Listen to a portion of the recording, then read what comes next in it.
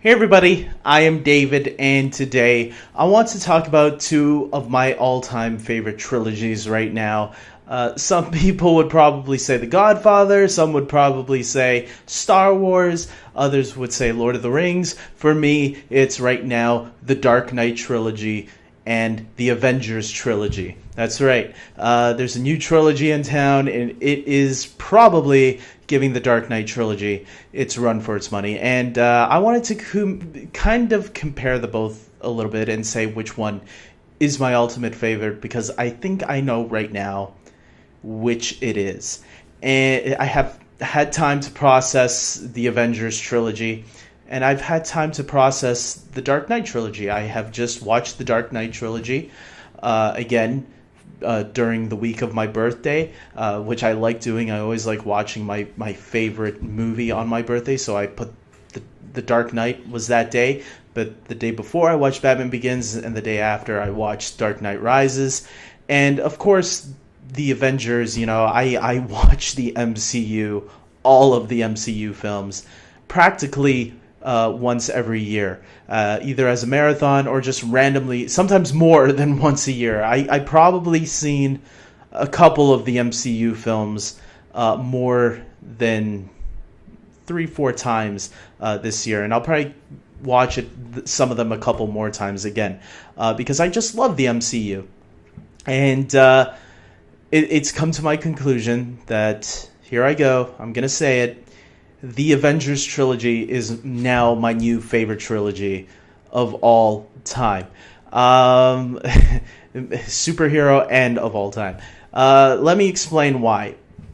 While rewatching the Dark Knight trilogy this summer, I still think it's a really great trilogy all around. Batman Begins is a great origin film. I think when you watch origin movies nowadays, a lot of them will always be compared to Batman Begins because of what it's set. But for myself, I'm going to be honest, I actually think Man of Steel is a better origin story than Batman Begins. But Batman Begins is still up there too, definitely as my number 2 favorite origin story when it comes to superhero movies. And then we got The Dark Knight, which is the middle film of that trilogy. And it is the best of that trilogy and one of the all-time greatest, not just superhero films, I would say one of the all-time greatest films of all time. And yes, Heath Ledger's performance is mesmerizing, but so is the rest of the cast. The rest of the cast is really great in this movie too, and the movie still holds up after 10 years, so that's really amazing.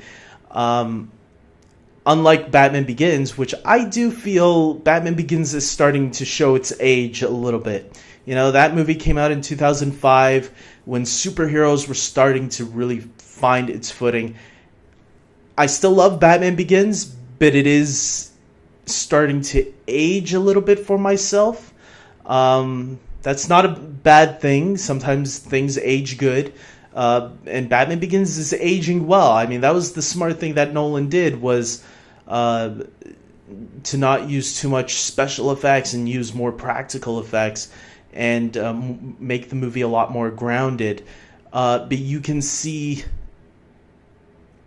the wrinkles in the film.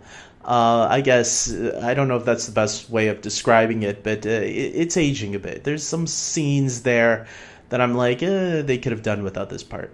Or Katie Holmes, obviously a lot of people like to refer to her. I don't think she's that bad anymore. I used to think she was like really bad in that film, but now I look back at it, I'm like, she's not that bad. She was alright.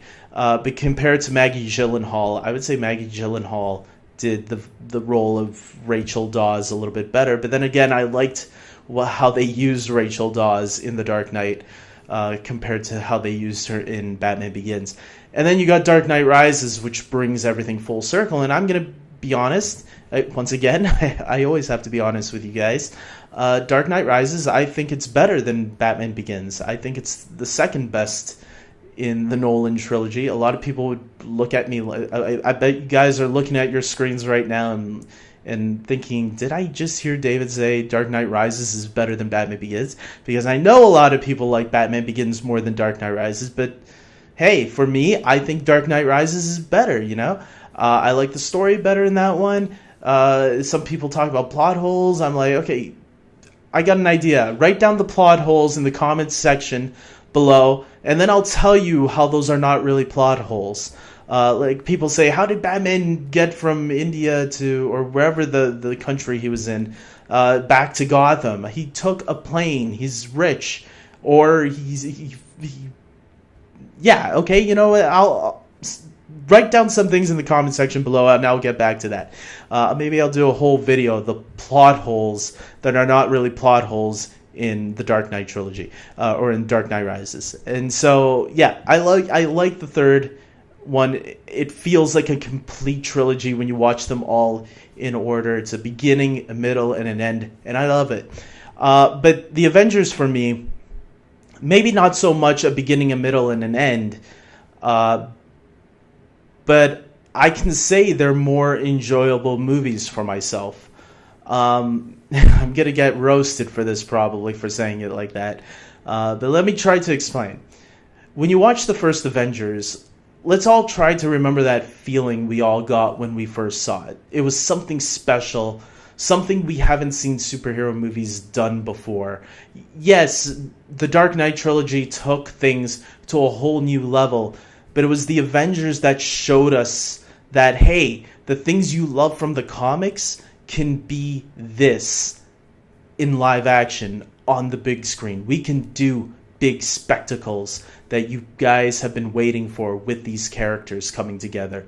And how Marvel took their time to set up this world, to set up these characters, and then do that movie. That feeling is something that I thought would never be replicated again until recently. Which brings us to Avengers Age of Ultron, the second in the trilogy.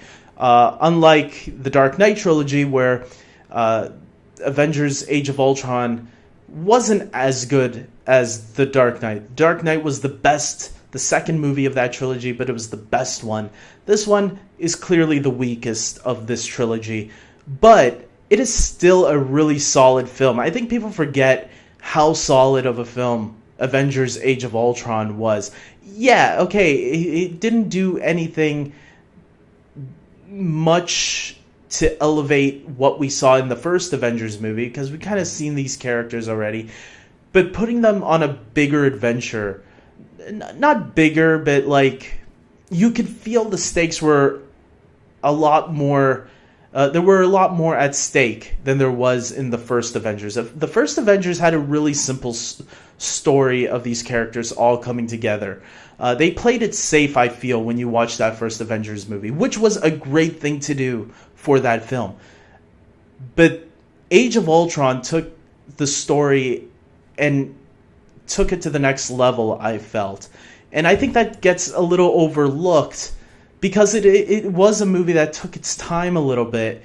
And I think just like the Dark Knight trilogy takes its time, I think that's what gets overlooked in Age of Ultron. I think Ultron is actually a pretty decent villain. He's not the best MCU villain, but I think he gets overlooked as a villain. I think people forget about him. The fact that he is kind of like Tony Stark's yin to his yang, I think what is interesting to look at, and that Ultron actually does have a personality that's similar to Stark, but he's like what Stark could become. I felt, gets a little overlooked. Yeah, so Age of Ultron, they kill a character in the movie where people have complained that, they always fake out deaths and they never actually go through with it. They killed Quicksilver, and people are like still complaining that they don't kill anybody. But Quicksilver was a big deal. I mean, he was Scarlet Witch's brother, for crying out loud, and she lost her brother, and you can feel her pain when that happens. And obviously Marvel hasn't brought him back yet, so I don't know what the complaining's about. When we talk about deaths that don't last, like, that's a death that lasted, so you should go back and sympathize with Quicksilver now that you know he's never coming back.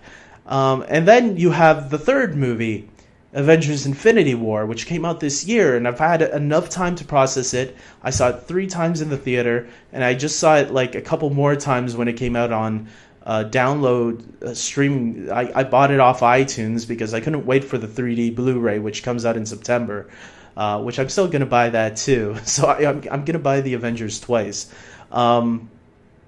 Yeah, I mean, that movie brought back feelings that I had when I watched that first Avengers movie. I got to see these characters interact that I never seen interact before, like the Guardians and Thor, or Iron Man and Spider-Man interacting with Doctor Strange, or Captain America and his crew in Wakanda interacting with Black Panther. Like, there were some really great character interactions that I was really loving and enjoying, and these action sequences that were just through the roof. That, you know, the action in the original Avengers was great. Remember that scene where where the camera is following all of them throughout New York while they're all fighting and kicking ass, and it just keeps following them one by one throughout the city? That was crazy when I first saw it, and then this movie just brings everything to a whole new level, which was just so much fun. And hold on, guys. You know, when you have your dog in your room, you're going to get a little bit distracted. But yes, Avengers Infinity War, so much fun.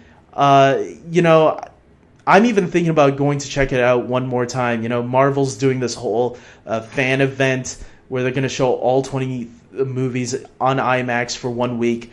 I might have to check Avengers Infinity War one more time, because who knows, the next time I'll get to see it again in theaters. So with that being said, yes, I am going to say the Avengers trilogy is my all-time favorite trilogy. And I want you guys to comment below. Leave down your points why you think one is better than the other. Which trilogy do you like? Do you think the Dark Knight trilogy is the best superhero trilogy of all time? Maybe it's your all-time favorite trilogy.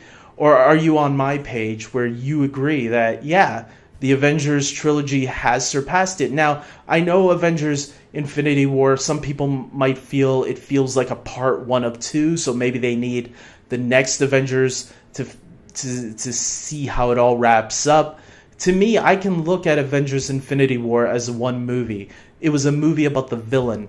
That's how I looked about it. And yeah, even though it doesn't feel like a complete trilogy when you look at it all, I do feel it was still 3 really good films, and that's how I'm looking at them. I'm not looking at them how they make me, how the films feel as a trilogy. I'm actually looking at them as, how do these 3 films stack up against these other 3 films? And I hope other people view it that way too, because yes, The Dark Knight feels like a complete story, and maybe the Avengers doesn't yet.